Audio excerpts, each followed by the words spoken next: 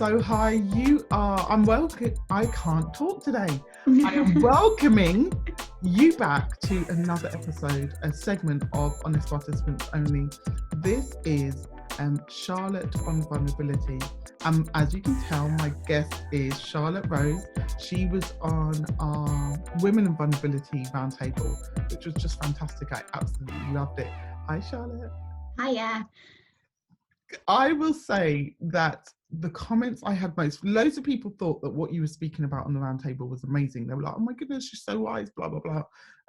Which you probably hear all the time. I'm not going to lie, because I remember thinking that about you when I first met you. No, the complete opposite. Really? Oh my goodness, I can't believe that. But one of the other main comments I had during the premiere and after was your voice. People are going crazy over your voice. They're like, she's so... It's like the next best thing now since that. Yeah, absolutely. And so I had a chat with you just before we came on camera, basically saying that you should look up ASMR and that you should get into it, because you could become a millionaire just by putting videos out. Yeah, it's my next business venture. Do you not know? Okay, before we jump into the actual vulnerability conversation, I know you've been doing some really amazing work around the COVID-19 pandemic. So can you just give us, like, maybe 1 or 2 minutes just telling us about your masks and what you're doing, why you're doing it, and how you're doing it? Yeah, so I'm furloughed from work. So for reasons that we'll probably speak about later, I decided that the best thing for me to do is keep myself busy. So I signed up to be a driver and just help out the local area where I could, delivering material and organising a group of people that were willing to sew scrubs and accessories for the NHS. So I did this on the Tuesday afternoon. By the Thursday, my house was swamped in donations from local people, which I then pass on to those willing to sew. Where they transform them into amazing scrub sets, masks, headbands. We've had all sorts, from everything you can imagine. And then my job then evolved to be in the hub of the Deep Inn, so the area that I live in. My house is the drop-off point, the collection point, the let's give everything to Charlotte point. And I work closely with another lady who we now coordinate together. So just keeping on track of what people are doing, what materials they have, what they haven't got, what they're willing to make, what people aren't willing to make, numbers, just keeping track of everything. And we've had some amazing people be extremely generous. And it's just been such a positive move in such a difficult time. And from pictures that we've seen, of nurses and doctors wearing these scrubs, it looks amazing, and it just makes it all worthwhile, doesn't it, when you can see your hard work go to someone that appreciates it. Yeah, I think that what you're doing is amazing, and during a time like this, when it could be so easy to sit in the house and dwell and do whatever, you have chosen to help those less fortunate. And what I mean by less fortunate isn't that NHS staff are less fortunate. It means they don't have access to what they need at such a dire time, and you are just trying to fill in the gap. So that's amazing. Yeah, it's I'll be honest, I didn't expect it to be as crazy as it has been. But I mean, you can only see that as a positive, that it's from people's generosity that I've been so busy sorting through material and sorting through things that have been made, completed items, and the amount of people involved and what people are willing to do and the time they're willing to sacrifice for nothing, they're not getting paid at all, is crazy. I just only hope that after this, people remain as kind as they have been, and that we've all learned that actually the materialistic things that we have aren't going to help us at a time like this, and that we can do more for ourselves than we did before, maybe. Yeah, I think the world would be forever changed, and I hope, but it may not remain forever changed in a positive way. I just hope it will be. So thank you for everything you do. That's amazing. So obviously we start talking about vulnerability, and some of the things that came out of the women's chat is how hard it can be to be vulnerable, and not to be judged for being vulnerable. So on a personal level, do you think you're connected to your vulnerability in a positive way? Yes. Yeah. Yeah, I think I always have been anyway. I'm not sure why. But then I think after a difficult time in my life where I suffered really badly with mental health, I think it's made me see my vulnerability in a bad way at the time and a good way at the time, but now in a positive way. Yeah. I don't suffer as badly anymore. I think I still have bad days where things get a bit too much, but as a whole, yeah, I see my vulnerability as a positive, and I can work with it in a positive way, definitely. What does your vulnerability look like? Oh, that's a tricky one. um, to me, I see it as something that I'll only show to certain people when I want to and how much I want to.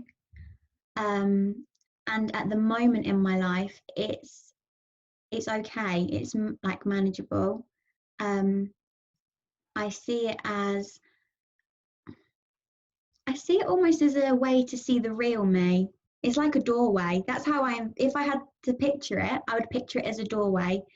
And like when I said about letting people in, you have to be allowed in to see it. And um, sometimes I think when I first initially think of it, it is a negative. You think of it as a weakness.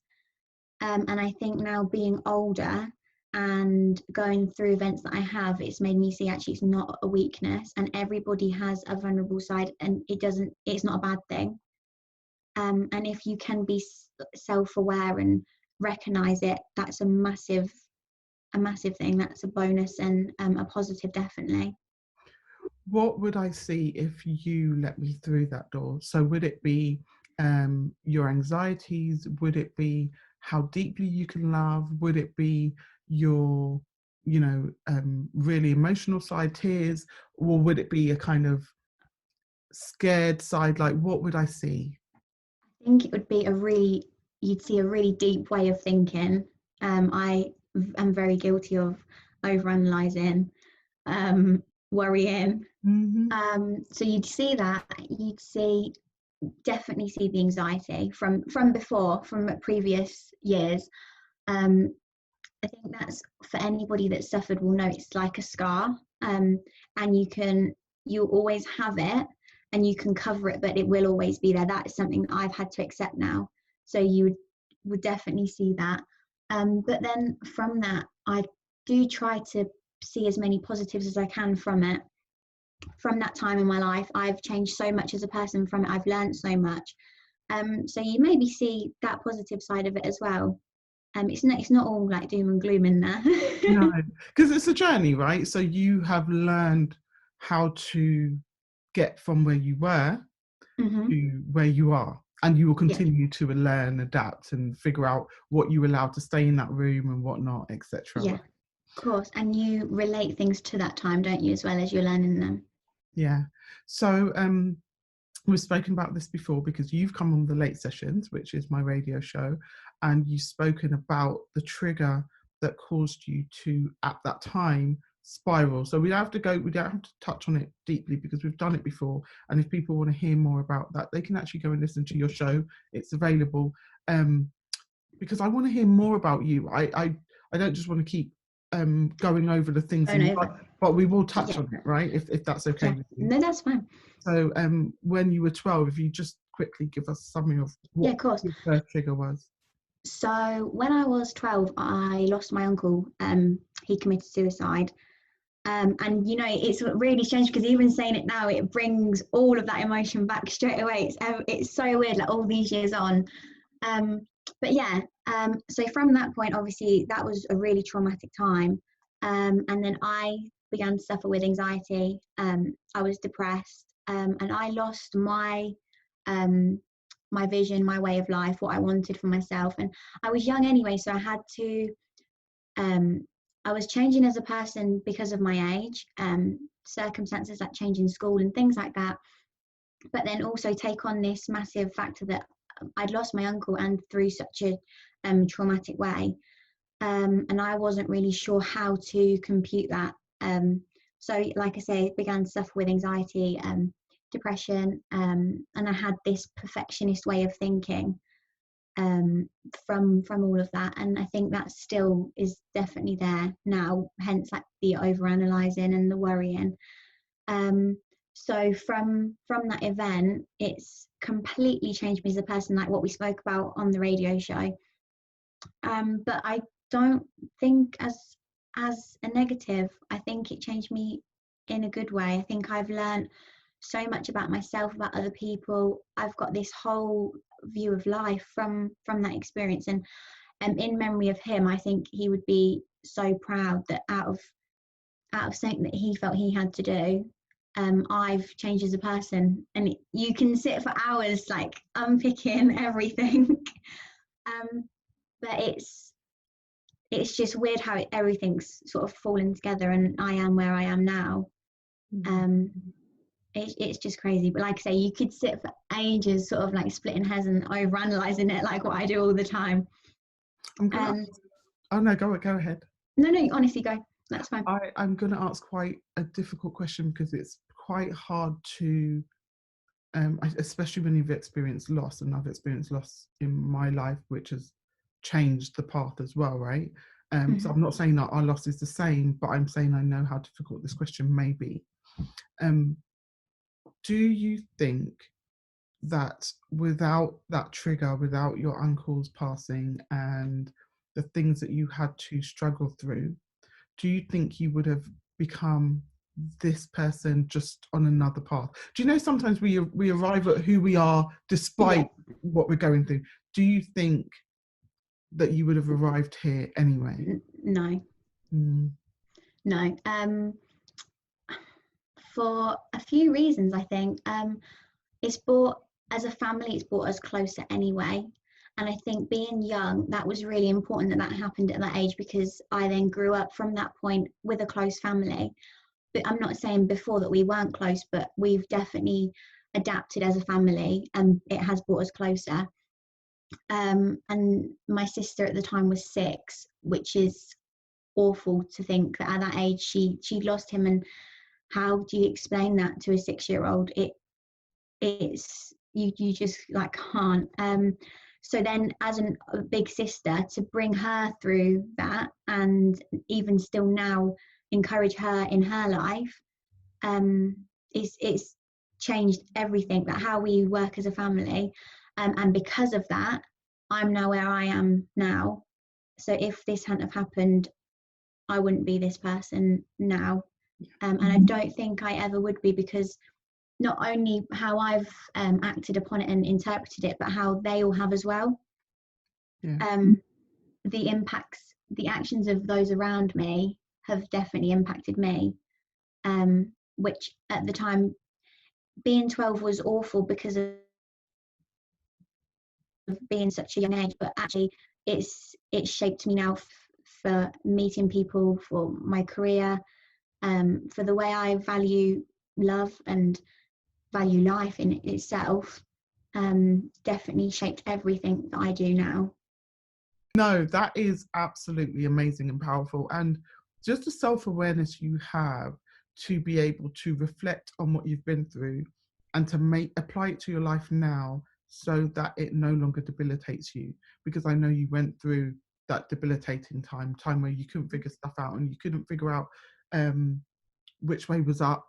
And I mean, you were 12, so who could? And a time, in terms of vulnerability, a time where at 12, I thought I was vulnerable in a really, really bad way. I was vulnerable to all sorts of things. And now looking back, actually I wasn't. I was expressing my feelings. I was dealing with a loss in a way that I felt was right. And I don't think it was wrong. I think what happened, and it happened for a reason. And essentially I'm where I am now. That's an amazing way to view something so tragic in your family. Do you know what I mean? You've always been amazing to me. From the minute we met a year and a half ago, me and the girls, me, Isha, Charlene, we just couldn't stop talking about you guys. Like you absolutely, there was just something about the way you perceive life, the way you process, the way you could just intelligently discuss, and that sounds like we're saying everyone else in the world can't do that. No, that's not true. There's definitely something about you, and with each step and each thing I learn about you, including a lot that has to do with your vulnerability or to do with how you're processing the things you go through, I think you're amazing, right? So it's strange because you almost feel guilty for the loss of someone so close, so traumatic, that you're using that as a way of shaping yourself. But I know how people could see it like that, and effectively that's what has happened. But I don't see it as a bad thing. No, you have no choice. If you're going to survive, if you're going to get through, you have to start packaging things in a way that are digestible for you, right? So that makes complete sense. And I think, okay, let me ask you this question: have there been people in your life who have perhaps made you feel bad about the way you have handled your the things you've been through? Maybe not made me feel bad, maybe made me doubt myself slightly.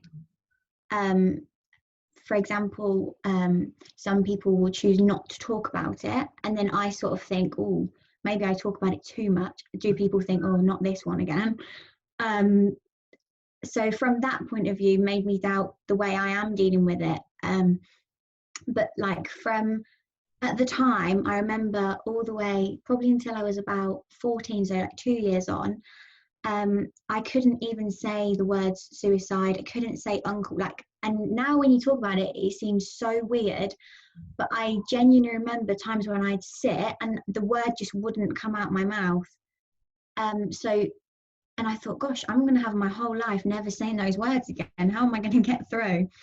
And now when I look back, I think, gosh, what an achievement in itself that I can now say that word. And it sounds so bizarre, but it took so long to just say uncle, suicide, loss, like all those negative words at the time.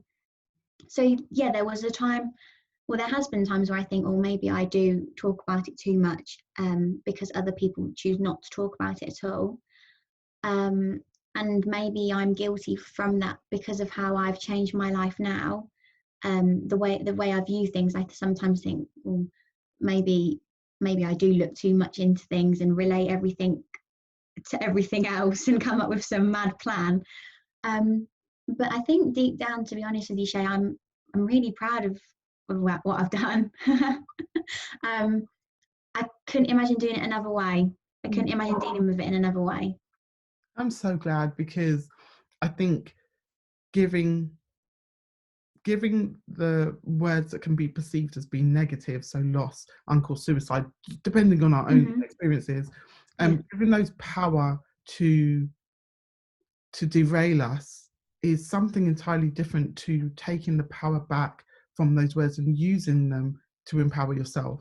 Yeah, it's like a fight or flight mechanism, isn't it? You've got two choices. And like, again, if you listen to the radio show, you'll hear there was a time where it was life or death. I had two choices. And not literal death as such maybe, but I can either live the life that I've been given to the best I can, or lump it. Like there is no other way to think about it. And it sounds really harsh.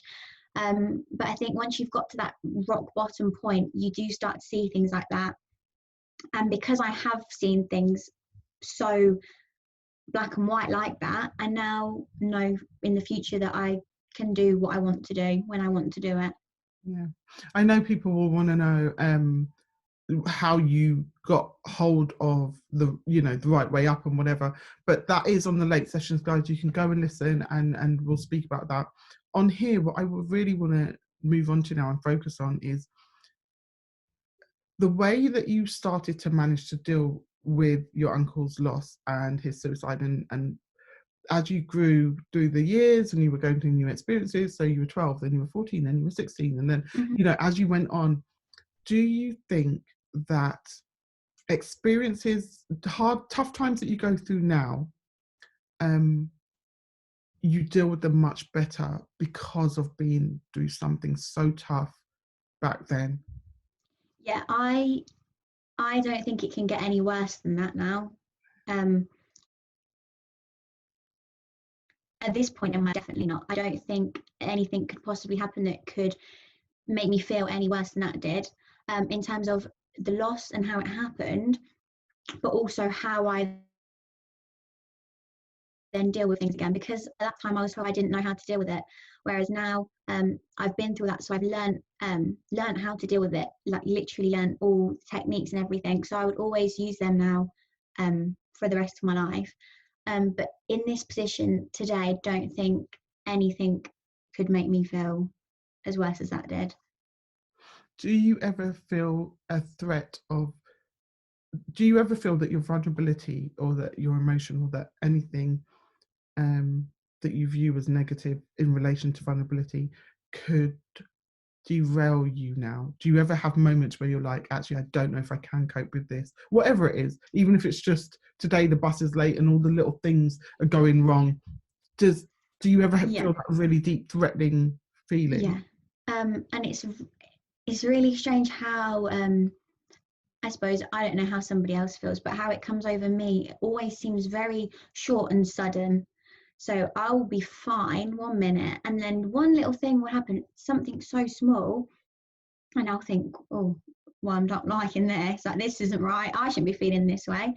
And I think recently, being in lockdown, there's been times where being stuck in the house has made me sort of think, well, like, let's take a minute. So I found myself just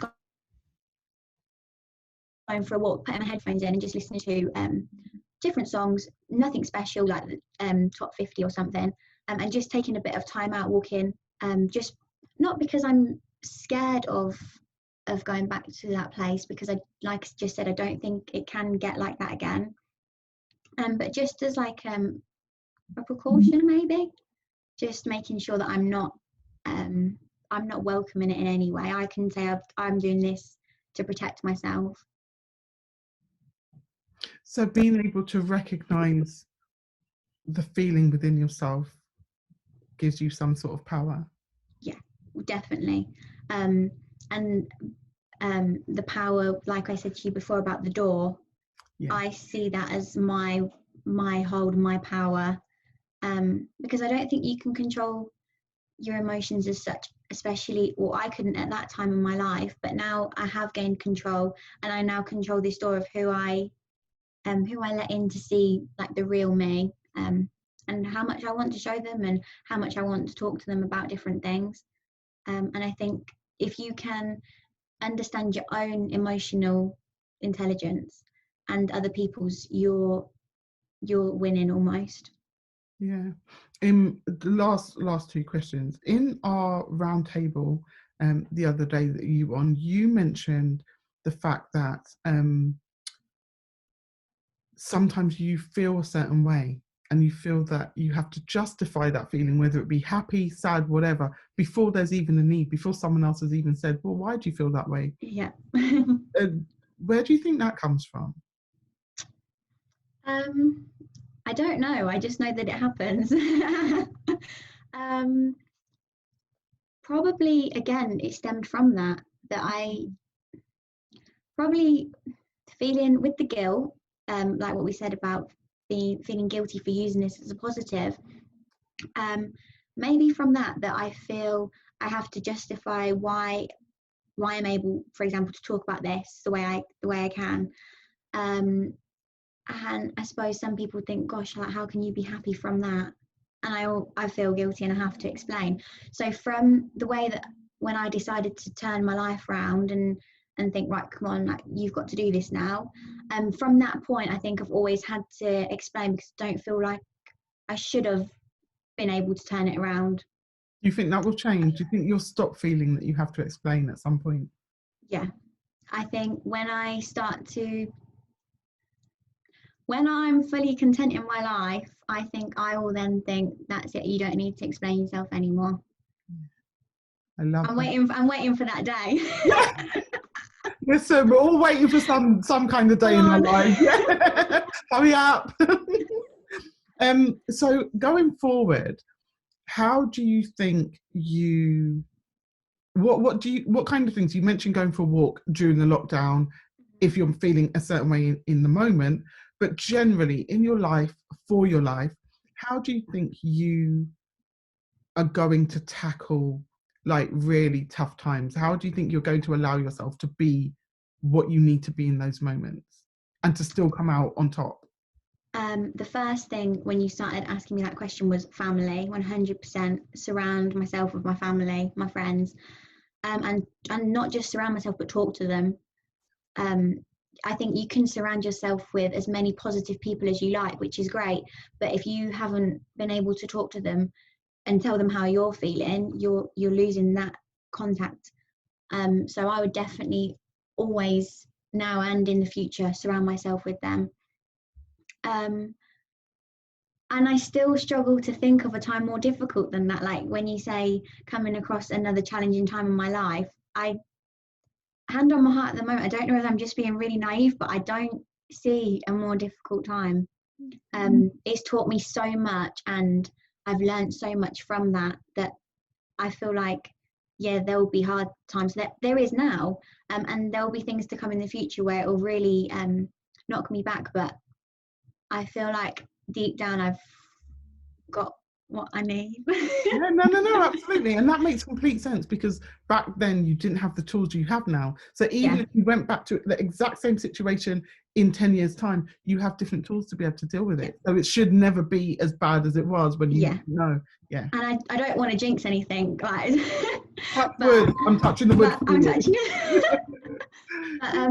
But yeah, I think there will be challenging times, and like what I've just said, there is still now, and there's times we just put my headphones in, go for a walk, or even little things like have an early night or take a bath, like just taking a break. Sometimes putting your phone down and not going on it. Sometimes the opposite, checking, seeing what people are doing, distract yourself. There's all different things, and as long as you know what suits you, that's the main thing. I could say to you, Shay, what would you do, and yours could be totally different to me. So it's understanding yourself, and following that. If people think, well, like, why is she not texting me for 3 days, that's okay. Yeah. And not explaining why, which I need to do more of. Absolutely. I'm so glad. I'm so glad. Thank you so much for sharing your part of your story and your vulnerability moments. It's such an important thing that we hear from lots of different people about how they deal with it, because there's going to be someone out there. There are going to be loads of people out there who completely identify with what you're speaking about. And like you say, my way might be different to your way, and your way might be different to Charlene's way. And there will be someone out there who gets something from all of us. So this is such an important thing for us to do, and I'm so glad that you've jumped on board. If people want to help with the work you're doing, the voluntary work you're doing, materials, things like that, where can they find out about that? So if you search on Facebook for The Love of Scrubs, you'll come across the national page. Have a look on there, and then from that point it's all branched off into smaller areas. So with like the from that is 2 main hospitals near where I live, and then what they've started to do, I'm not sure if this is the case nationally, but for these 2 hospitals, they've branched us off into smaller groups where then you sort of monitor, you become a bit more independent in terms of materials and sort of who you're making them for, and where they're going. So it's all in little clusters. Like I say, that's from those 2 hospitals, so I'm not sure in different parts of the country how it differs. But yeah, definitely head over to the Facebook page and see on there. And if you haven't got Facebook, I'm sure if you Google it, or ask somebody that has got Facebook to have a look for you, or message me. Why not? Excellent. Where can they find you? Where can they find you? So I was going to say Facebook. I just said if you don't have it. So yeah, Instagram, and I can give you that now, Shay, if you've got a minute. Yeah, cool. So my Instagram is, so it's at Shah Thompson Kiss __. And then I think that's it. Yeah. apart from Facebook, which is weird how much we base our lives on Facebook. But yeah, or worst case scenario, contact Shay and she will pass the message on to me. 100%. I am so glad we connected a year and a half ago. We will continue to connect. One of the first things you were going to do for me was a completely different interview, which for various reasons back and forth, it never happened, but we've stayed connected. We've done interviews. We're both trying to do good things in the world, and I hope this continues forever. Me too. Fingers crossed. Absolutely. Thank you so much. Bye, everyone. Thank you for having me. Bye.